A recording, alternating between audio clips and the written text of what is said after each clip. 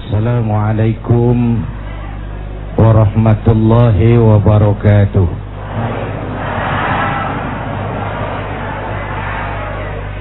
Para ulama yang saya muliakan, Pak Master dari PBNU yang saya hormati, bapak-bapak, ibu-ibu, segenap pemirsa TV One di seluruh tanah air yang saya cintai. Kita Fatihah dulu ya, khusus buat Almarhumlah Kiai Haji Abdurrahman Wahid. Mudah-mudahan beliau diterima segala kebaikannya, diampuni segala dosa dan kesalahannya, dan kita dapat meneruskan kebaikan-kebaikan beliau. Ala hadhihi niyyah wa ila hadratin Nabi. Al-Fatihah. Bapak, Ibu, dan pemirsa TV One yang saya hormati, banyak kebaikan-kebaikan, jasa dan perjuangan yang telah diwariskan oleh guru bangsa Gus Dur kepada kita semua. Mulai dari berjuang menegakkan demokrasi sampai kepada menerjemahkan apa yang jadi tema pengajian kita kali ini, Islam sebagai rahmatan lil alamin. Dalam berjuang menegakkan demokrasi, beliau bersama teman-teman membangun Fordem, Forum Demokrasi, sebuah lembaga bukan hanya bisa harus kita lihat dari ide yang diusungnya, tetapi juga situasi pada saat itu dibangun. Kalau orang kayak saya teriak-teriak berantas korupsi, ganyang korupsi, itu sih nggak istimewa, karena saya nggak punya kesempatan untuk korupsi. Kalau sekarang orang teriak-teriak demokrasi, memang iklimnya sudah menunjang. Tapi pada saat beliau al-maghfurlah membangun forum demokrasi, suasana sangat otoriter. Punya keberanian moral, punya nyali. Konsep saja bagus, kalau nggak punya nyali kan percuma juga. Punya nyali. Ketika beliau jadi presiden, demokrasi terus dikembangkan. Beliaulah yang menghapus dui fungsi TNI. Beliau melakukan desakralisasi terhadap lembaga kepresidenan, bahkan terhadap istana negara. Presiden adalah sosok yang bisa dijangkau oleh rakyat mana saja. Istana negara bisa dimasuki oleh sosok yang mana saja, mulai berjas berdasi sampai sarungan teklekan, dari urusan tetek sampai urusan bengek.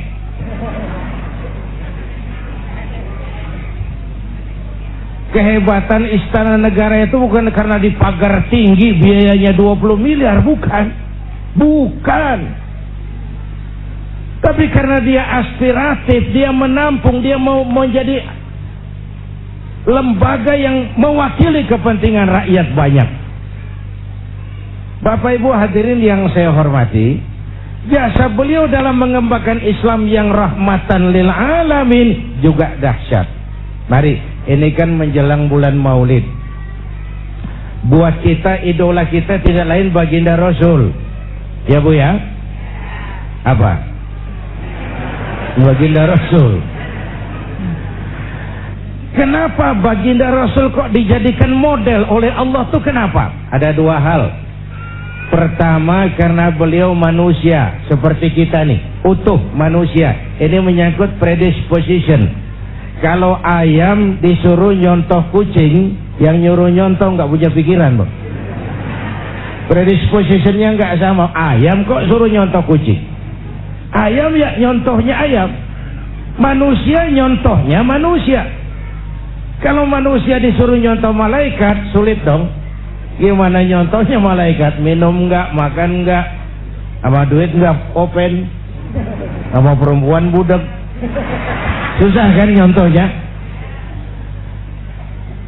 Malaikat itu makhluk yang secara instinktif diciptakan untuk, kalau manusia disuruh nyontoh manusia, itu perintah masuk akal. Rasulullah manusia utuh seperti kita. Kalau manusia diminta mencontoh manusia, itu perintah masuk akal. Cuma walaupun manusia, beliau itu basyarun la kal basyari. Manusia memang, tapi nggak seperti manusia pada umumnya. Di situ letak uswahnya. Contoh, kita ini manusia, kita tidur. Rasulullah manusia, beliau juga tidur. Tidurnya Rasul tidur mata doang. Hatinya nggak pernah tidur. Itu loh bedanya. Tidur kita tidur keblek. Kalau sudah tidur total. Rasul tidur mata, hatinya nggak pernah tidur. Basyarun la kal basyar.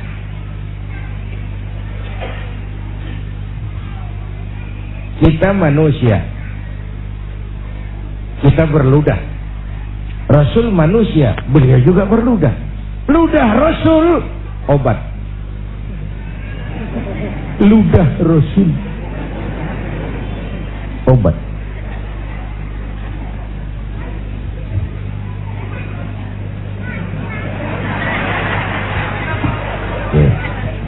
Di Goa Thur, Sayyidina Abu Bakar turun duluan bersihin goa. Sebentar ya Rasul, saya bersihin. Kalau ada binatang berbisa, silakan. Turun Sayyidina Abu Bakar bersihin goa. Betul, tangannya digigit kalajengking, Pak. Sakit, ngebet, bengkak. Kalajengking Arab.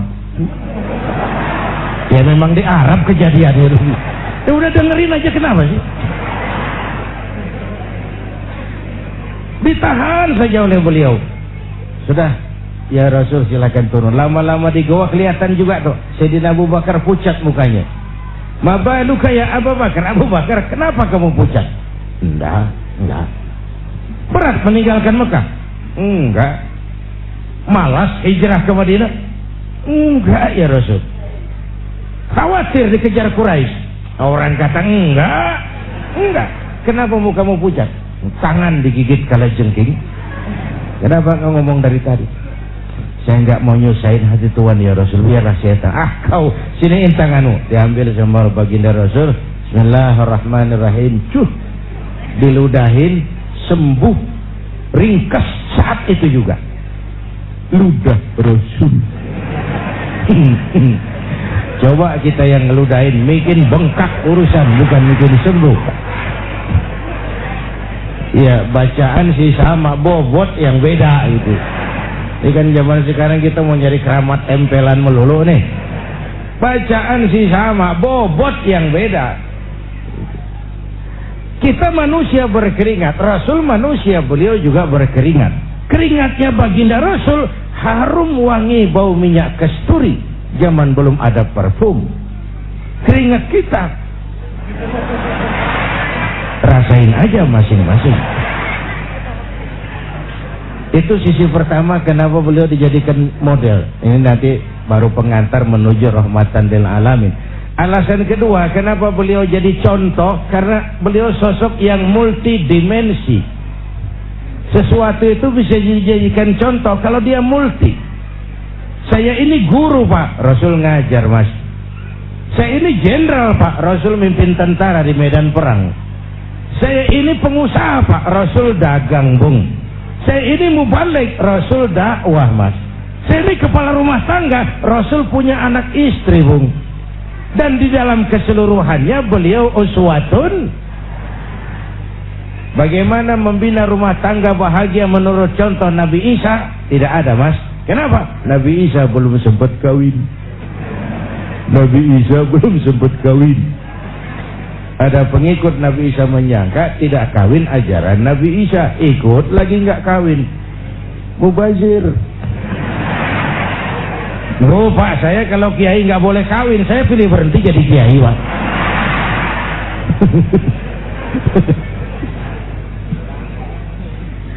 Bapak Ibu hadirin yang saya hormati, dan Imam Busairi malah menggambarkan begini, ka'annahu wa huwa fardun fi jalalatihi fi askarin hina talqahu wa fi hasham. Yang dahsyat, kehebatan Rasulullah itu sepertinya sama di lini manapun beliau, baik di tengah tentara atau waktu sendirian. Begini dah yang gampang nih, pakai bahasa kita nih, bahasa Ciganjur. Bu, orang banyak hebat, tapi yang orang hebat banyak, tapi yang hebat di mana-mana langka Pak.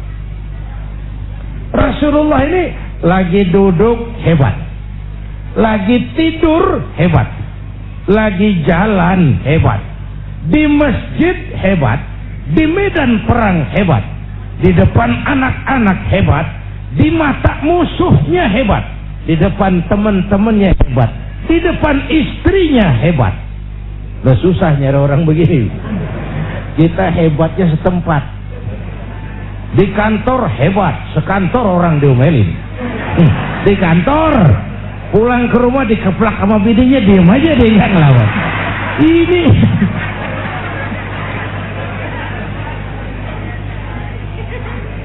Ini di depan istrinya dia nggak hebat.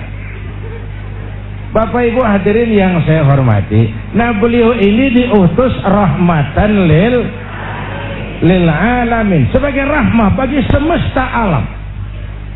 Ini kan akhlak itu kan ada 3 bagian. Akhlak kepada Allah, akhlak kepada sesama, akhlak kepada makhluk Allah di luar manusia, alam semesta. Ini untuk lebih memberikan gambaran tentang rahmatan lil alamin. Akhlak kepada sesama, akhlak manusia kepada Allah. Ini yang pertama, tugas Nabi. Bu, memperbaiki akhlak kepada Allah. Sebelum beliau datang, manusia nggak punya akhlak kepada Allah. Pohon disembah, gunung disembah, ya Bu ya. Bu, sekarang juga nih zaman kita akhlak kepada Allah sering lentur dan luntur. Lentur dan luntur. Akhlak kepada Allah mulai goyah. Apalagi sekarang nih istilahnya abad entertain. Kiai sama dukun tipis bedanya sekarang. Bener-bener. Bu, akhlak kepada Allah mulai bergeser. Ketika miskin kita hamba Allah, setelah kaya kita pindah jadi hamba harta. Ya Bu ya. Hamba Allah itu kalau keluar dari pengakuan Allah itu mahal. Tapi kalau keluar dari mulut kita itu murah. Kenapa murah? Ngaku. Orang ngaku boleh-boleh saja toh. Saya hamba Allah. Kata siapa? Kata saya. Apa Allah mengakui saya sebagai hambanya? Itu yang saya belum tahu. Bu, Ibu kenal sama Presiden SBY? Presiden SBY kenal sama Ibu? Ngaku loh. Ngaku. Orang ngaku sih boleh-boleh saja. Cuma diakui apa tidak itu soal lain. Ya. Baik, terima kasih Pak Kiai. Nanti kita akan lanjutkan lagi perbincangannya, seru sekali ya. Ini semua mungkin jadi satu pertanyaan juga bagi kita semua. Apakah ini juga salah satu penyebab mulai hilangnya karakter bangsa kita, khususnya karakter umat muslim di negara kita tercinta ini? Jangan kemana-mana, tetaplah di Damai Indonesiaku.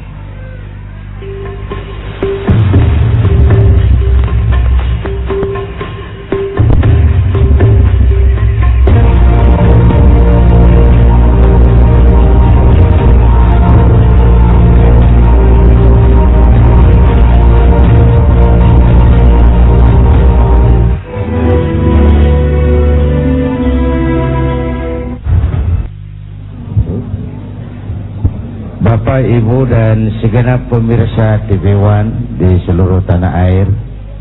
Mohon maaf Pak Wali Kota Depok, agak kehalingan tadi, enggak kelihatan.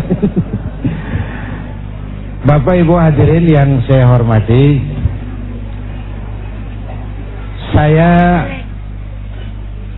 Saya bersyukur lahir di Indonesia. Saya bangga jadi anak Indonesia, menuju Islam rahmatan lil alamin dengan tetap menjaga keindonesiaan kita. Bukan karena saya ditatar untuk itu, bukan.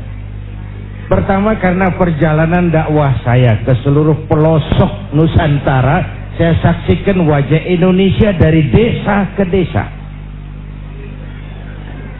Yang kedua, Allah kasih kesempatan saya melihat berbagai negeri lain di dunia ini. Makin banyak negeri saya lihat, saya kok makin bersyukur lahir di Indonesia, jadi anak Indonesia. Bu, sedikit wawasan kebangsaan dulu dah sebelum menuju rahmah. Indonesia kita ini besar nggak? 17.000 pulau. Itu belum termasuk Pulau Gadung dan Pulau Gebang. Tambah 2 kalau itu masuk. Masya Allah. Untayan zamrud katulistiwa, hijau ranau subur makmur, gemah ripah loh jenawi toto tentrem kertora harjo.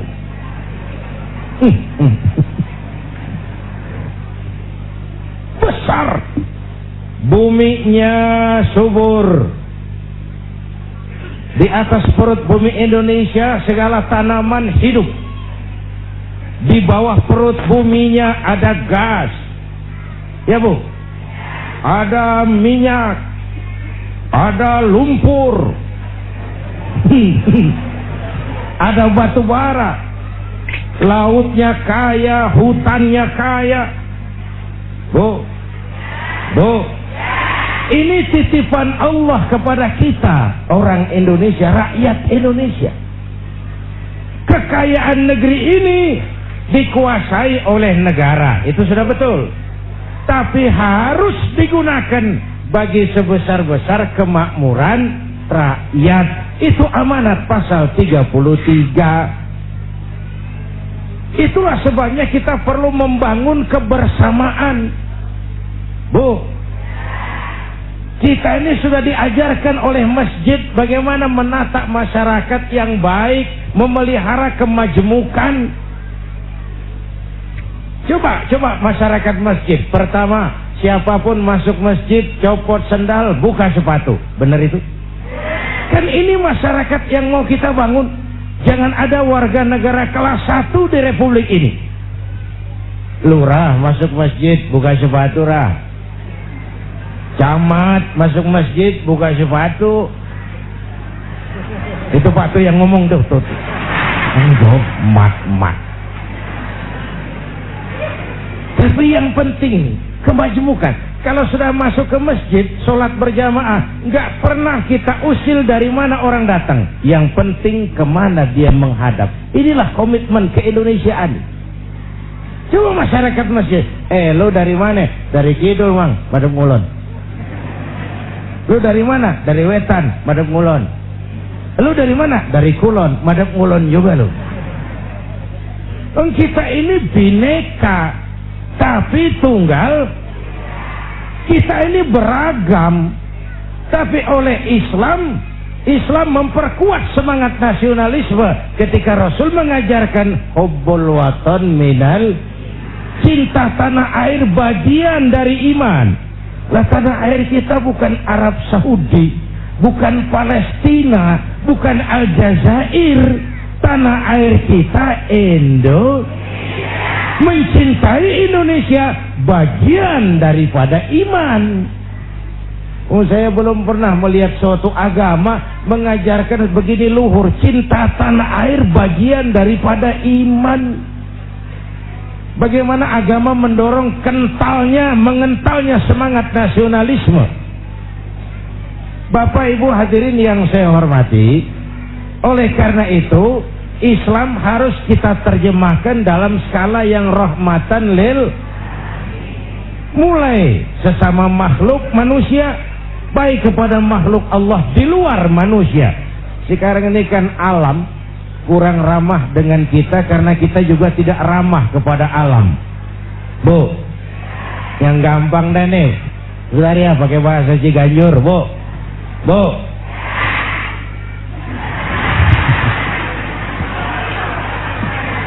satu hari kampung saya kebanjiran, air masuk ke rumah. Saya ribut, ini masih zaman ada engkong saya. Engkong, tahu engkong? Kakek.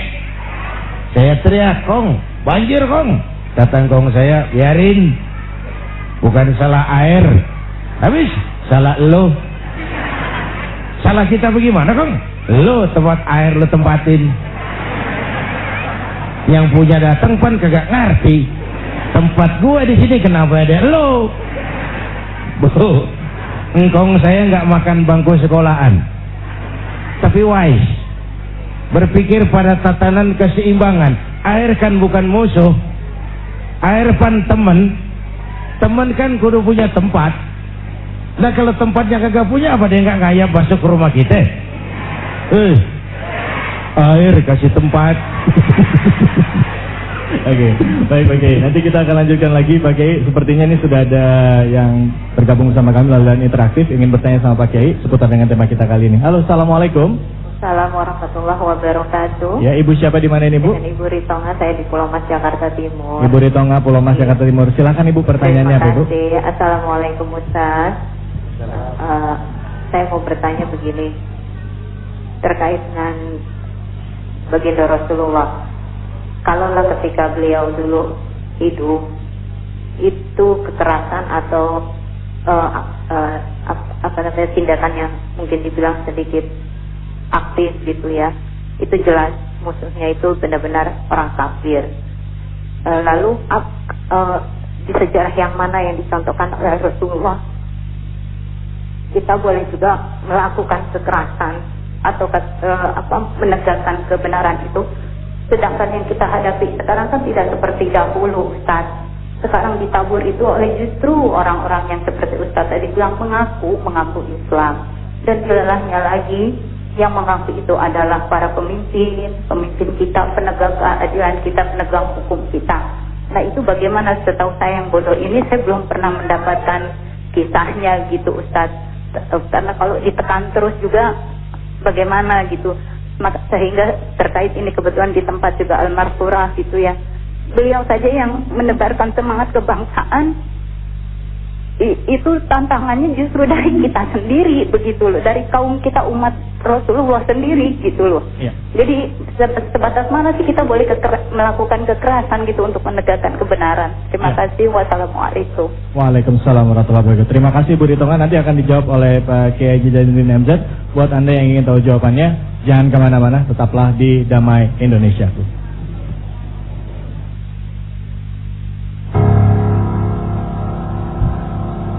Semua terserah padamu, aku begini adanya. Ku hormati keputusanmu, apapun yang akan kau katakan.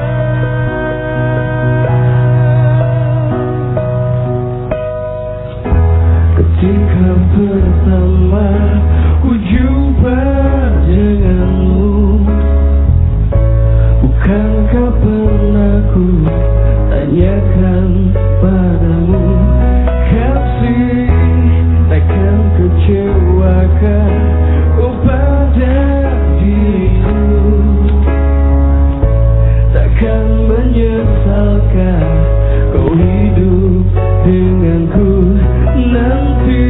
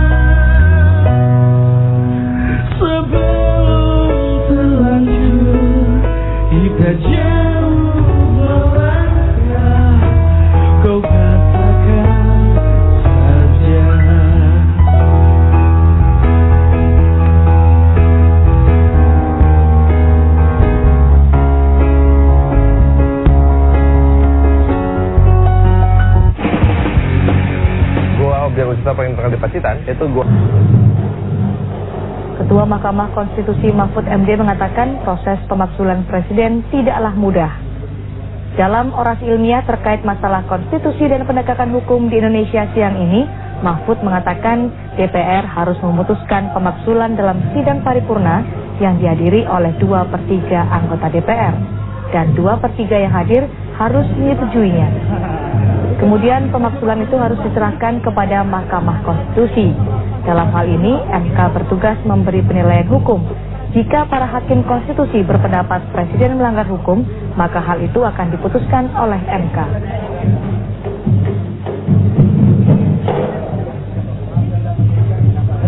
Kalau betul presiden mau dijatuhkan, maka keputusan DPR tentang itu harus dimintakan penilaian hukum dulu ke Mahkamah Konstitusi. Oke, misalnya DPR berpendapat, ya, DPR berpendapat bahwa ini wakil presiden atau presiden bersalah, oleh sebab itu harus diturunkan dari jabatannya karena telah terbukti melakukan salah satu dari 5 hal, yaitu terlibat korupsi, terlibat penyuapan, terlibat pengkhianatan terhadap negara, melakukan tindak pidana atau melakukan perbuatan tercela. Terbukti di DPR. Mari kita jatuhkan presiden ini. Nah, DPR itu harus menyatakan itu dalam sidang paripurna yang dihadiri oleh 2/3 dari anggota DPR dan 2/3 dari yang hadir setuju. Kalaupun DPR itu setuju, minta dulu pendapat Mahkamah Konstitusi. Itu DPR itu kan politik. Nah, sekarang hukum dulu. Hukumnya bagaimana? Benar nggak presiden itu melakukan salah satu 5 hal itu tadi? Nah, kalau MK mengatakan benar, silakan lanjutkan impeachment. Tapi kalau MK mengatakan tidak benar, tidak terbukti, maka impeachment harus dihentikan. Demikian kabar terkini. Terima kasih. Sampai jumpa.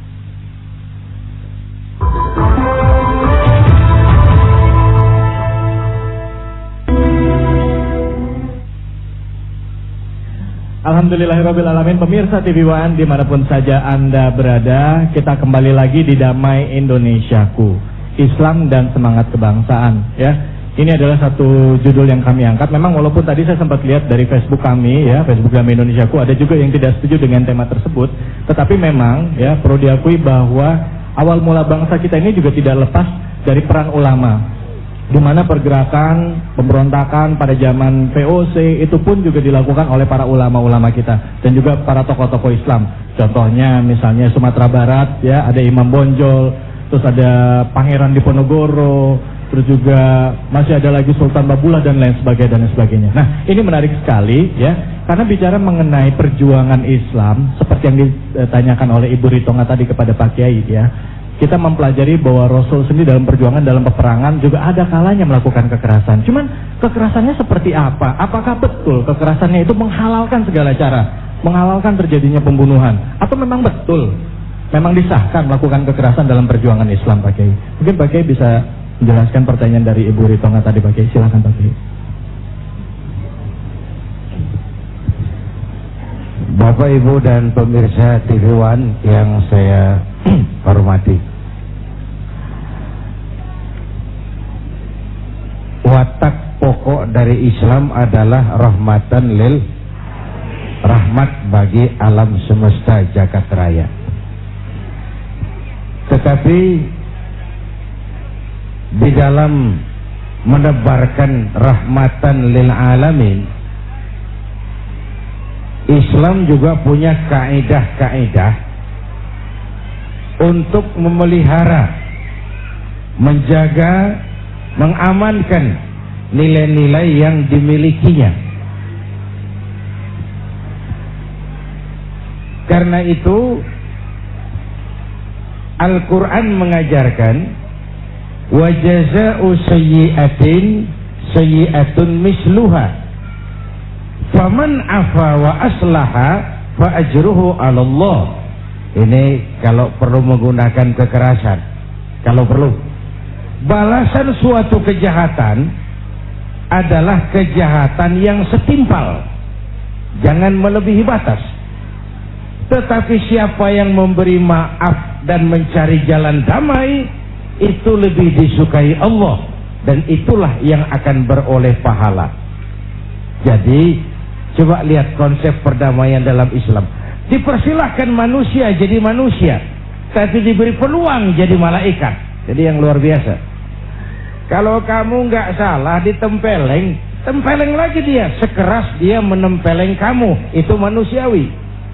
Tapi kalau mau jadi malaikat, faman afa wa aslaha, siapa yang memberi maaf dan mencari jalan damai, itu yang terbaik dan itu yang beroleh pahala. Bu, nggak salah sih orang nempeleng kita, kita tempeleng lagi, sekeras dia tempeleng kita, itu manusia namanya. Tapi kalau mau jadi malaikat, maafin. Bu, kalau ibu berbuat baik sama orang baik, kan seri aja itu mah.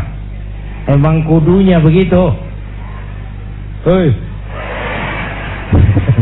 Emang kudunya begitu. Nah, Bapak Ibu hadirin yang saya hormati, sebagai muslim kita punya keyakinan Islam adalah agama yang benar. Tapi keyakinan itu bukan SIM bagi kita untuk menghina orang lain agama. Itu bukan peluang bagi kita melecehkan orang lain. Ketegasan di sini, ketegasan kita berkeyakinan Islam agama yang benar. Tidak serta-merta lalu kita melecehkan yang lain, menganggap yang lain tidak benar, mencaci maki dan menghujat yang lain. Karena kita sendiri pun kalau agama kita dihujat orang, jengkel nggak? Jengkel nggak? Sama dong. Ya, yang kita nggak suka terjadi pada diri kita, orang lain gitu juga. Makanya jangan merasa pinter, tapi harus pinter merasa. Jangan merasa pinter, tapi harus pinter merasa. Kalau merasa pinter jadi sombong, tapi kalau pinter merasa jadi bijak. Nek saya digituin orang enak nggak? Nggak enak. Orang lain kan gitu juga. Bu, jadi saya kira itu ya, dibiarkan manusia jadi manusia, balas suatu kejahatan dengan kejahatan yang setimpal, itu manusiawi. Tapi kalau mau jadi malaikat, faman afa wa aslaha, siapa yang memberi maaf dan mencari jalan damai, itu yang terbaik. Dengan kata lain, musuh sih jangan dicari, tapi kalau ketemu sih jangan lari. Ya. Baik, terima kasih banyak Pak Kiai. Ya, baik. Kebetulan Pak Kiai mungkin bisa silakan duduk Pak Kiai. Kami persilakan duduk. Kebetulan di sini ibu-ibu, bapak-bapak, para hadirin ya, pemirsa TV One dimanapun saja Anda berada, hadir juga ya. Ada Bapak Wali Kota Depok ya, Bapak Nur Mahmudi Ismail di sini, dan juga ada Mbak Yeni Wahid. Assalamualaikum Mbak Yeni. Ini memang khusus sekali Mbak Yeni, di mana kita hari ini hadir di daerah Ciganjur sebenarnya. Ini adalah untuk mengenang dan juga mengingat ketokohan seorang Gus Dur. Dan sebenarnya antara Gus Dur dan acara ini Damai Indonesiaku ini ada keterikatan yang sebenarnya cukup kuat ya. Kenapa kamu mengatakan gitu? Karena 10 hari sebelum Gus Dur berpulang ya, itu Gus Dur sempat melakukan telewicara bersama kita di sini di Damai Indonesiaku, di mana Gus Dur memberikan pesan-pesannya kepada pemimpin bangsa. Ya, nanti kita akan tayangkan di sini. Tetapi Mbak Yeni sendiri sebagai seorang anak, figur Gus Dur itu seperti apa Mbak Yeni? Terima kasih Mas David. Figur Gus Dur adalah orang yang memang berjiwa kebangsaan dan selalu mengedepankan kepentingan umat dibandingkan kepentingan beliau sendiri. Bahkan kepentingan keluarga itu nomor 4. Yang pertama buat beliau itu prioritas kepentingan agama, kepentingan bangsa, kepentingan masyarakat, baru kepentingan keluarga, terakhir baru kepentingan beliau sendiri. Kepentingan keluarga malah terakhir ya? Malah terakhir. Kepentingan beliau sendiri, beliau sendiri ditempatkan paling bawah, itu sosok Gus Dur. Nah, dalam melaksanakan aktivitas beliau ya, terutama dalam dimensi politik maupun dalam dimensi sosial, perjuangan beliau di masyarakat itu kaitannya dengan kebangsaan ya. dengan semangat kebangsaan, beliau selalu mendasarkan tindakan-tindakan beliau itu pada kaidah fikih yang tadi diceritakan oleh Pak Kiai Zainuddin MZ, yaitu tasarruful imam ala ra'iyah manutun bil maslahah. Ini yang selalu menjadi pegangan beliau dan selalu diingatkan oleh beliau kepada seluruh pemimpin bangsa, yaitu artinya kira-kira bahwa kebijakan seorang pemimpin itu harus berpegang atau harus bertujuan kepada kesejahteraan rakyat yang dipimpinnya. Jadi rakyat itu harus makmur, rakyat harus sejahtera, baru seorang pemimpin itu dikatakan berhasil. Subhanallah. Itu yang menjadi pegangan Gus Dur. Lalu tadi menyambut sekaligus menanggapi apa yang ditanyakan oleh penelpon Ibu Tonga ya soal soal perdamaian dan juga orang yang menentang dari apa yang dilakukan Gus Dur justru datangnya dari umat Islam katanya. Iya, kenapa? tidak apa-apa ya. Tadi Pak Kiai juga menyatakan dengan sangat arif sekali mengenai bagaimana Islam memandang kekerasan. Gus Dur itu sering sekali mengatakan bahwa memang dalam Islam sangat dibatasi ruang gerak kita untuk melakukan kekerasan. Ya, sebetulnya begitu. Ada hal-hal tertentu yang membolehkan kita ya untuk mempertahankan diri kita sendiri seperti yang dikatakan Pak Kiai Zainuddin MZ. Salah satunya adalah ketika diusir dari rumah misalnya. Nah, itu syarat yang sangat berat bagi seorang muslim untuk kemudian boleh melakukan kekerasan. Tetapi kalau bisa memang kemudian seyogyanya dia berpegang kepada kaidah fikih yang lain, yaitu la darar wala dirar. Janganlah kamu menyakiti dirimu maupun orang lain. Jadi memang Islam itu sudah mengatur ya supaya kita jangan mudah untuk terjebak pada aksi-aksi kekerasan. Islam itu seyogyanya pada dasar intinya sebetulnya menganjurkan perdamaian. Nah, inilah yang diyakini betul oleh Gus Dur sebagai pengikut Rasulullah SAW. Betul-betul diyakini beliau ingin menegakkan Islam rahmatan lil alamin, Islam buat semua. Ya, terutama di Indonesia, Islam sebagai agama mayoritas harus bisa melindungi yang minoritas. Islam yang bisa melindungi semua suku bangsa, semua etnik, semua agama. Nah, itu yang dicoba ditegakkan oleh Gus Dur. Terima kasih Mbak Yeni. Nanti kita akan bicara lagi lebih banyak lagi mengenai Gus Dur, dan juga tidak hanya itu, nanti Kiai Haji Zainuddin MZ juga akan berbicara juga mengenai figur pemimpin ya. Katanya ada yang mengatakan juga ini melalui Facebook ya. Ini pertanyaannya cukup menarik ya. Pak Kiai, kenapa sih para pemimpin di Indonesia tidak bisa mencontoh kepemimpinan Rasulullah yang mampu membawa rakyatnya ke kebahagiaan dunia dan akhirat? Anda ingin tahu jawabannya? Jangan kemana-mana, tetaplah di Damai Indonesiaku.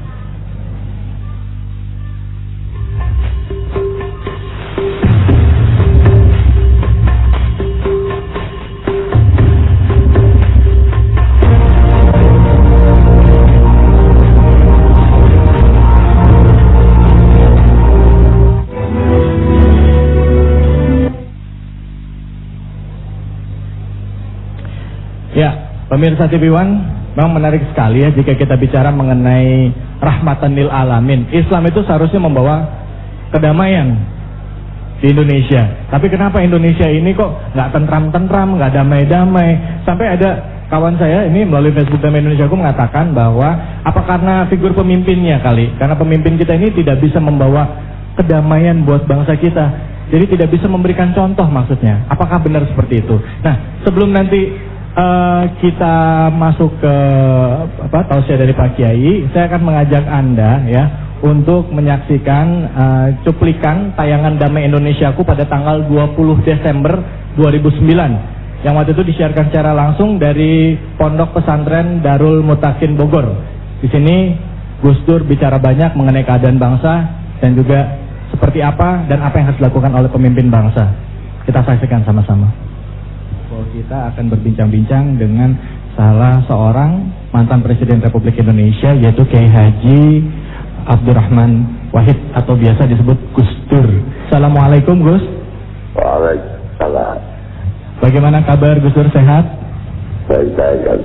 Alhamdulillah. Bagaimana Gus Dur pada saat memimpin bangsa ini sebagai Presiden Republik Indonesia dengan segala kemampuannya, haknya Presiden ya untuk bisa menentukan apa yang terbaik buat bangsa ini, tetapi Gus Dur akhirnya memilih untuk mengalah mengikuti keinginan rakyat. Kira-kira apa Gus Dur yang membuat Gus Dur mau melakukan hal itu, Gus Dur? Maaf, saya ikut tentara ya. Ya. Mengikuti kereta FL. Kalau melihat keadaan saat ini di mana rakyat sudah banyak yang berteriak, Gus, tentang keadaan Indonesia yang sudah morat-marit ya. Banyak orang yang sudah diminta oleh rakyat, diminta oleh anggota dewan untuk melakukan ini, itu dan segala macam, tapi sepertinya memilih untuk menggunakan kekuasaannya atau juga kekuatan untuk bisa mempertahankan posisinya. Ini bagaimana, Gus, memandang hal ini, Gus? Proses belum berhenti. Proses belum berjalan, belum selesai apa belum berjalan dengan baik, Gus? Ya, tahu proses. Ini sebuah proses, ya. Baik, Gus, kira-kira apa yang harus bangsa ini maknai, Gus, khususnya dalam rangka tahun baru Hijriah ini, 1431 Hijriah, agar bangsa Indonesia ini menuju ke arah yang lebih baik, Gus Dur? Kiri bisa membagi menjadi dua. Satu melihat contoh Rasulullah. Ya. Dari keadaan kita sendiri. Oh, dari diri kita sendiri, ya. Baik, Gus Dur, yang terakhir, Gus, kira-kira apa saran atau juga masukan bagi pemerintah saat ini agar bangsa Indonesia, dan juga mungkin masukan juga buat kita semua yang menyaksikan acara Damai Indonesia ini, agar bangsa kita benar-benar bisa keluar dari krisis nih, Gus Dur? Ya, jujurlah. Jujurlah. Jujur. Adillah. Adillah. Yang oleh peraturan hukum itu.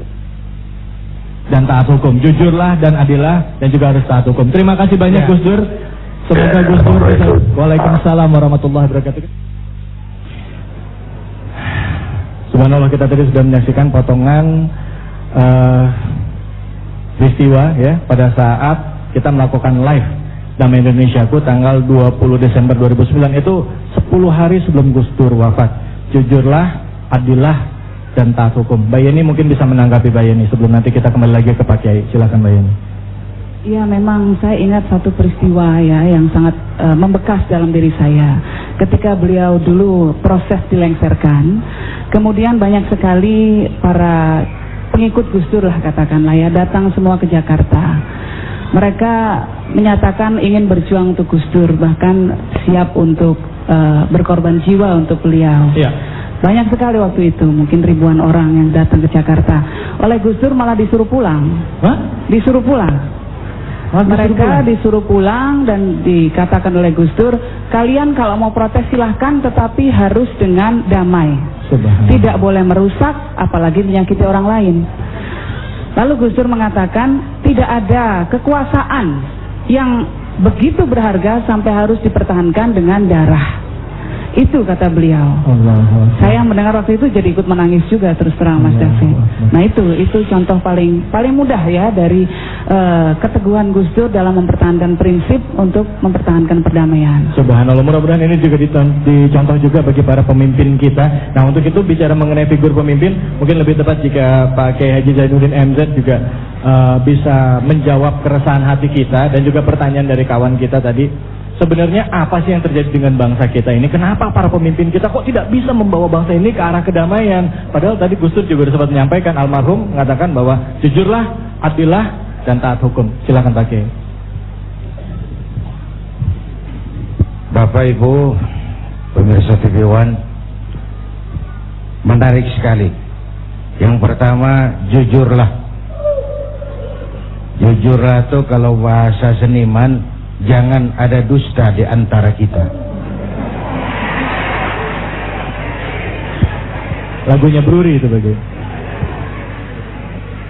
Selama ini urusan jadi bebelit ini karena kita pandai bermain minyak di atas air, menggunting dalam lipatan, manis kalau berhadapan, balik belakang lain bicara. Mulutnya cerita tentang jihad terhadap korupsi, tapi di belakang melindungi koruptor. Itu kan ada dusta di antara kita.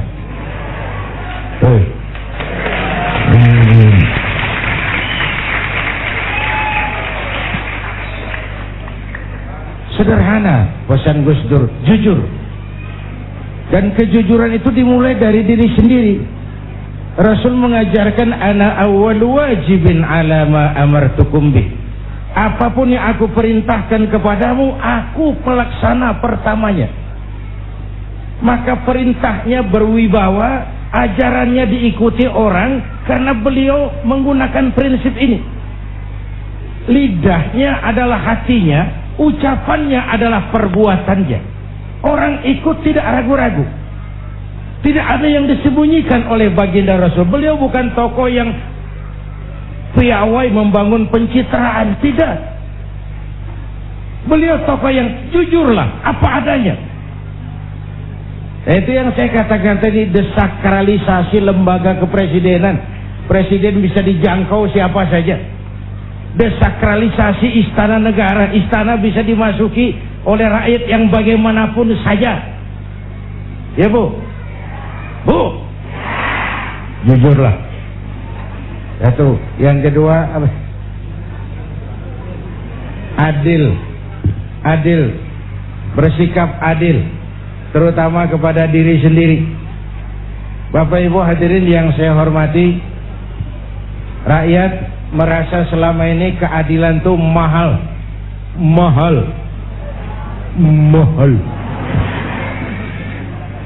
Bahkan keadilan sering seperti pisau, tajam ke bawah, tumpul ke atas. Asal kita nih yang kecil-kecil salah, hukum cepat benar prosesnya. Begitu yang gede salah, orang pada diem belaga bego. Itu yang bikin kita capek. Yang nyolong semangka, buah randu, apa lagi? Ya lo hitungin aja dah. Itu sebuah potret betapa keadilan itu masih mahal di negeri ini. Bapak Ibu hadirin yang saya hormati, lalu yang ketiga tadi, taat hukum. Jangan menegakkan hukum dengan cara yang melanggar hukum. Jangan menegakkan demokrasi dengan cara-cara yang bertentangan dengan kaedah-kaedah demokrasi. Lil wasail hukmul maqasid. Nggak boleh nyolong sarung walaupun niatnya buat sholat. Apa karena diniatkan buat sholat curi sarung lalu jadi halal? Ya tidak, walaupun sholatnya sah tapi curinya tetap dosa. Sah karena fikih tidak pernah mempersoalkan sarungnya dari mana. Lil wasail hukmul maqasid, tujuan dan cara hukumnya sama. Tujuan yang baik harus dicapai dengan cara yang baik. Ya kita berharap mudah-mudahan 100 hari ini kan masa pemerintah kan sudah banyak yang bisa dikerjakan ya Bu ya. Kita rakyat tahu kan, mobil menteri udah bagus, alhamdulillah. Perumahan DPR renovasi 300 miliar, alhamdulillah. Akan segera dibeli pesawat kepresidenan, persekotnya 200 miliar, alhamdulillah. Itu kan tanda kemakmuran. Soal buat siapa, wallahu a'lam.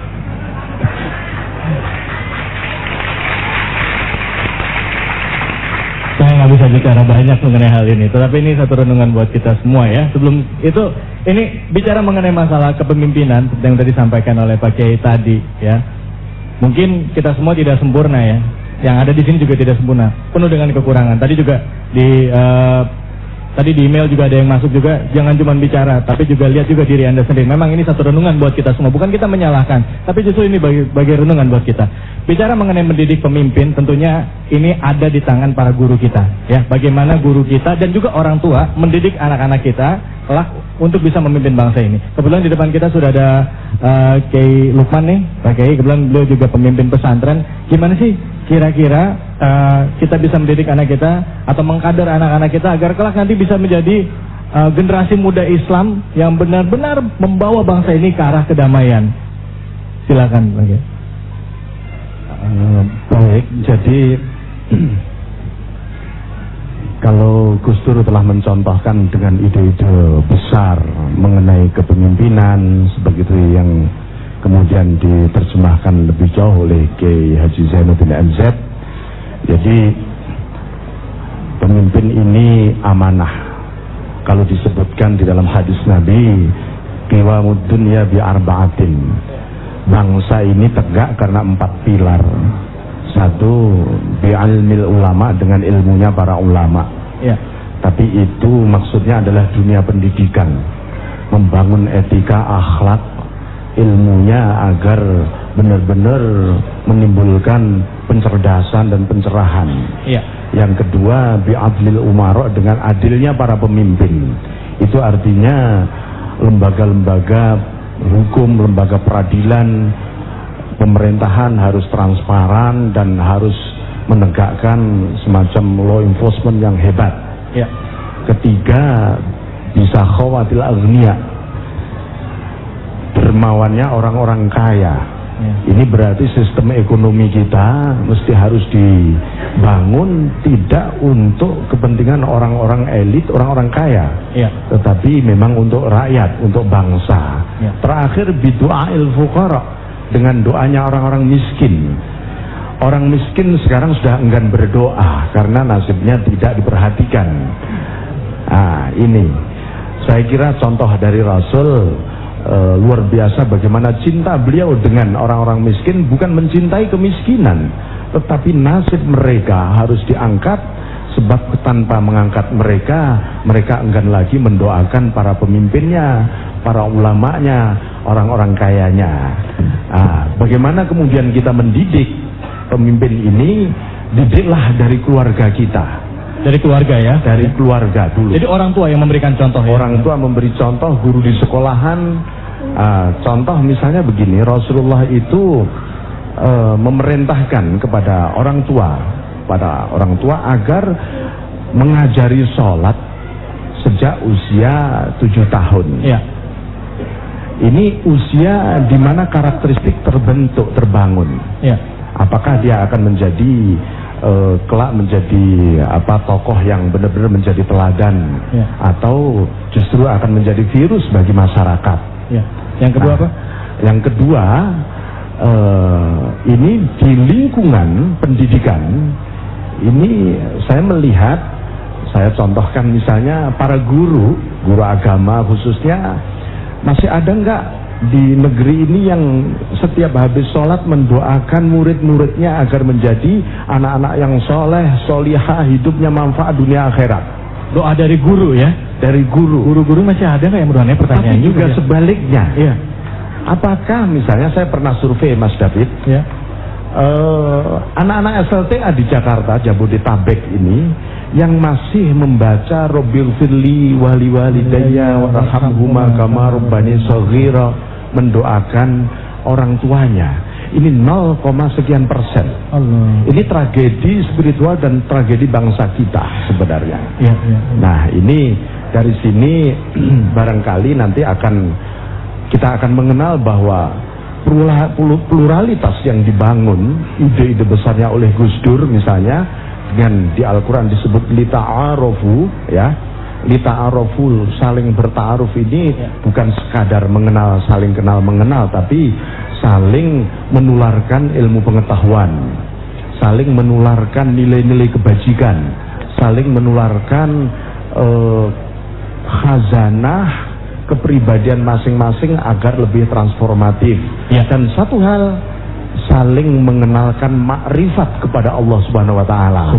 Sebenarnya ini yang termasuk di dalam ta'aruf itu tadi. Jadi ini sebenarnya berproses ya Pak ya? Ya. Berproses ya. Mungkin ini kembali lagi seperti di awal dikatakan bahwa sebenarnya kita harus benar-benar memaknai Islam sendiri ya. Esensi dasarnya itu adalah rahmatan lil alamin. Indikatornya Pak, seperti Bapak katakan tadi, kalau ajaran Islam itu masih membawa kekerasan, berarti ada yang salah ya Pak ya? Betul ya Pak ya? Cara pandang yang salah ya Pak ya? Satu hal, Nabi itu tidak pernah berperang atas dasar perbedaan akidah, perbedaan suku, perbedaan pendapat. Tidak pernah. Tidak pernah. Rasulullah tidak pernah berperang karena perbedaan pendapat, perbedaan akidah, perbedaan suku dan lain sebagainya. Ya. Mudah-mudahan ini bisa dipahami oleh kita semua. Kita akan lanjutkan lagi perbincangan kita, tetaplah di Damai Indonesia. Terima kasih Pak.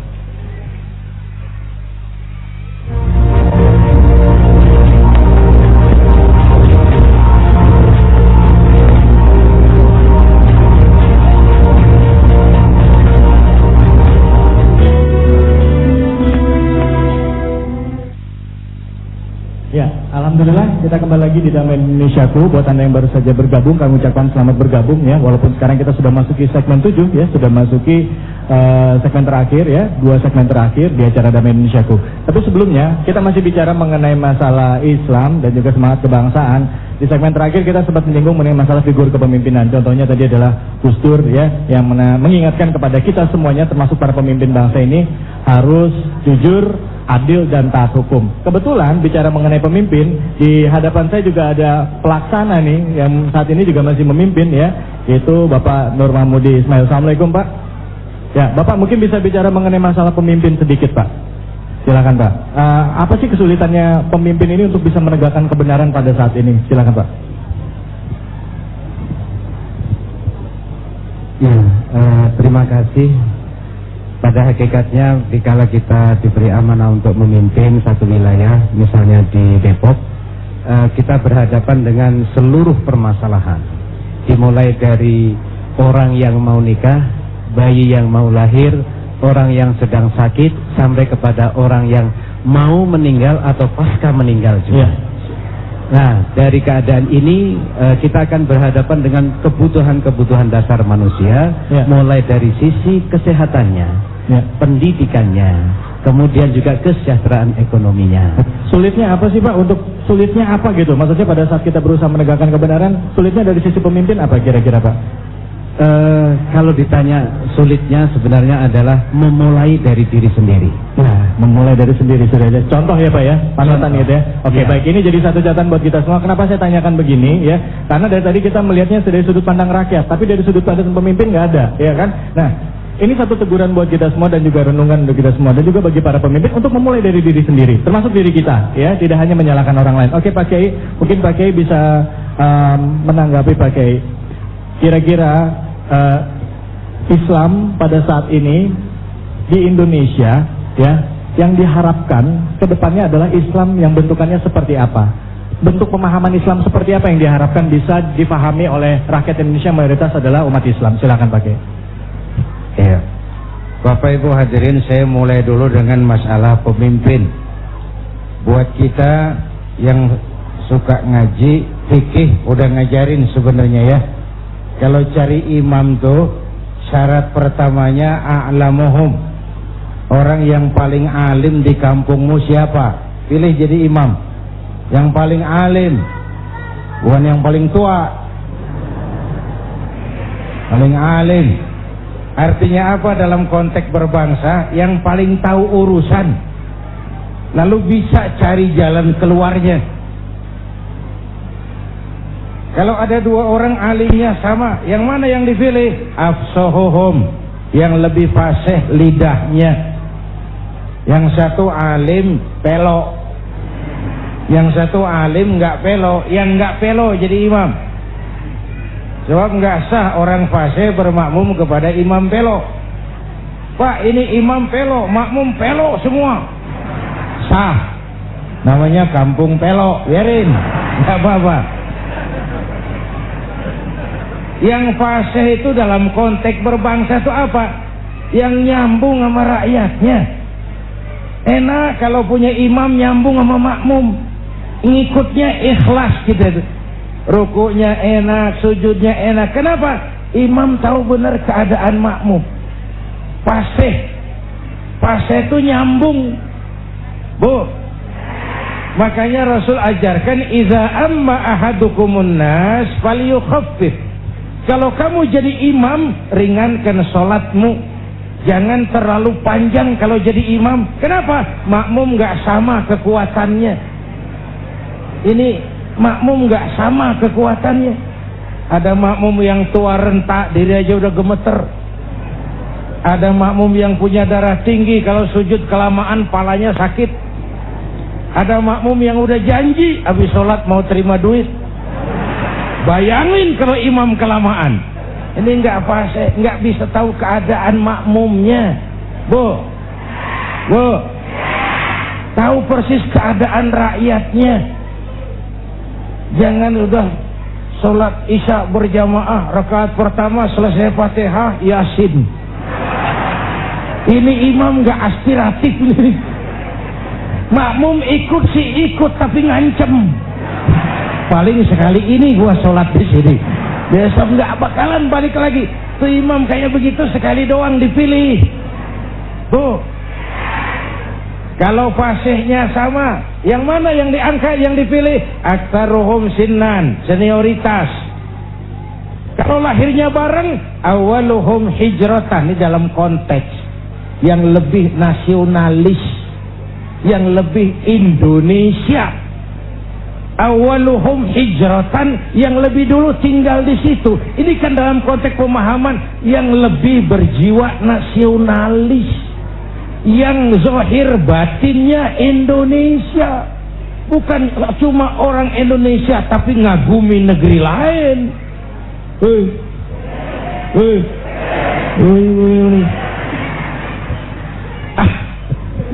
Awaluhum hijratan, yang lebih nasionalis. Loh, kalau bahasa saya kan sederhana, jangankan yang makro, yang mikro aja. Kita mau bersaing dagang sama Cina, urusan kecil-kecilan aja kita udah kalah kok. Makanan ringan tuh, pizza, hamburger, McDonald, Kentucky, udah nyampe ke latar rumah kita. Ya, ongol-ongol. Nah.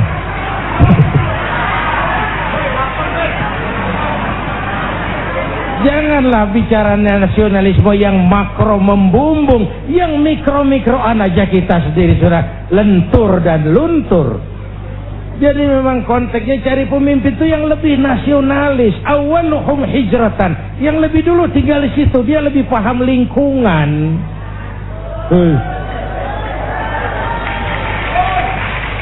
Itu dulu. Jadi, maksudnya jadi pemimpin yang suka makan ongol-ongol gitu, Pak Kiai. Jangan kemana-mana.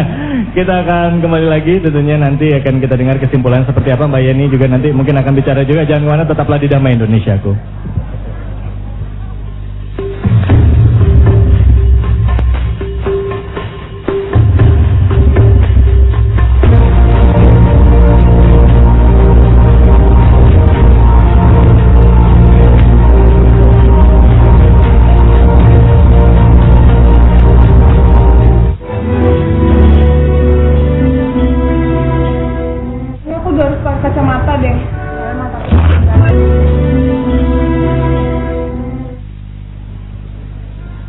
Ya, memang cukup menarik sekali perbincangan kita, di mana tadi diawali dengan sebuah pertanyaan, ya.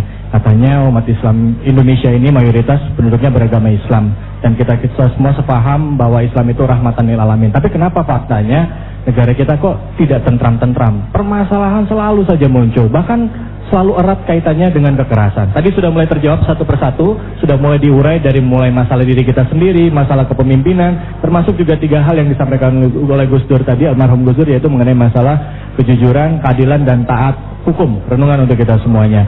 Ya, sebelum kita tutup acara pada kesempatan kali ini, mungkin kami berikan kesempatan kepada Mbak Yeni, mungkin ada yang ingin disampaikan dari pihak keluarga. Silakan. Dalam kesempatan ini kami sekeluarga mengucapkan terima kasih yang sedalam-dalamnya kepada segenap bangsa Indonesia, masyarakat Indonesia yang tanpa henti mengirimkan doa serta simpati dan belasungkawa kepada kami sekeluarga atas kepergian Gus Dur. Dan kami berharap bahwa kita semua bisa melanjutkan cita-cita Gus Dur untuk mewujudkan Indonesia yang damai, Indonesia yang sejahtera, Indonesia yang melindungi semua warga bangsanya, Indonesia yang pemimpinnya adil dan jujur. Amin amin ya rabbal alamin. Saya kira itu. Terima kasih banyak Pak Yeni. Pak Kiai, di akhir acara ini mungkin Pak Kiai bisa menyimpulkan kira-kira apa yang harus kita lakukan Pak Kiai sebagai anak bangsa agar bangsa Indonesia ini benar-benar bisa, khususnya umat Islam, menerapkan ajaran Islam dalam kehidupan kita sehari-hari dan tercipta Islam dan juga bangsa kita yang rahmatan lil alamin. Silakan. Bapak, Ibu, dan pemirsa TV One di seluruh tanah air yang saya cintai, dari perbincangan kita hari ini, pertama bahwa kita mempunyai misi yang penting dalam hidup ini untuk mewujudkan Islam dalam wajah yang rahmatan lil alamin sesuai dengan bidang dan kemampuan kita masing-masing. Sesuai dengan bidang dan kemampuan kita masing-masing. Oleh karena itu, mari kita mulai dari diri kita sendiri, mengembangkan akhlak yang baik, akhlak kepada Allah, akhlak kepada sesama manusia, dan akhlak kepada makhluk Allah yang lain di luar manusia. Akhlak kepada hutan, kepada pohon, akhlak kepada binatang, akhlak kepada air, akhlak kepada gunung, dan seterusnya, sebagai bagian dari pengembangan sikap rahmatan lil alamin. Akhirnya kita mohon pertolongan Allah, mudah-mudahan bangsa ini diberi jalan keluar dari berbagai kesulitan, diberikan pemimpin yang adil, yang taat kepada Allah dan Rasulnya, dan sayang kepada kita semua. Ini jumpa kita hari ini, insya Allah kesempatan yang kita jumpa lagi. Mari sama-sama kita memanjatkan istighfar, karena istighfar pun bagian dari upaya yang Allah janjikan dalam Al-Quran. Wa ma kana Allahu mu'adzibahum wa hum yastaghfirun. Allah tidak akan menurunkan bencana sepanjang di tengah mereka masih banyak orang-orang yang istighfar. Astaghfirullah Rabbal baraya, astaghfirullah minal khataya, astaghfirullah Rabbal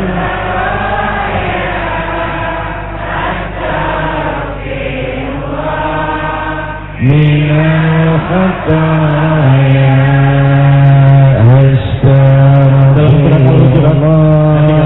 Allah berfirman, hai manusia, sesungguhnya kami menciptakan kamu dari seorang laki-laki dan seorang perempuan, dan menjadikan kamu berbangsa-bangsa dan bersuku-suku supaya kamu saling kenal. Semangat berbangsa adalah hal yang utama dalam kehidupan berbangsa. Semoga kita senantiasa bisa menjaga persatuan dan kesatuan bangsa ini, agar bangsa Indonesia benar-benar bisa menjadi bangsa yang kuat dan bangsa yang kokoh. Terlebih dari itu semua, tentunya kita umat Islam mari kembali lagi mengkaji dan juga mempelajari agama Islam, agar Islam benar-benar menjadi rahmatan lil alamin, membawa kedamaian bagi seluruh alam semesta. Saya David Alik undur diri di hadapan Anda, dan terima kasih kami ucapkan pada keluarga besar almarhum Kiai Haji Abdul Rahman Wahid. Terima kasih pada Bapak Masdar Farid Masudi, dan juga terima kasih Bapak Lukman Hakim, terima kasih pada Bapak Nur Mahmudi Ismail. Terima kasih pada pemirsa. Kami mohon maaf jika ada kekurangan dan kesalahan. Minggu depan kami akan disiarkan langsung dari Rutan Pondok Bambu.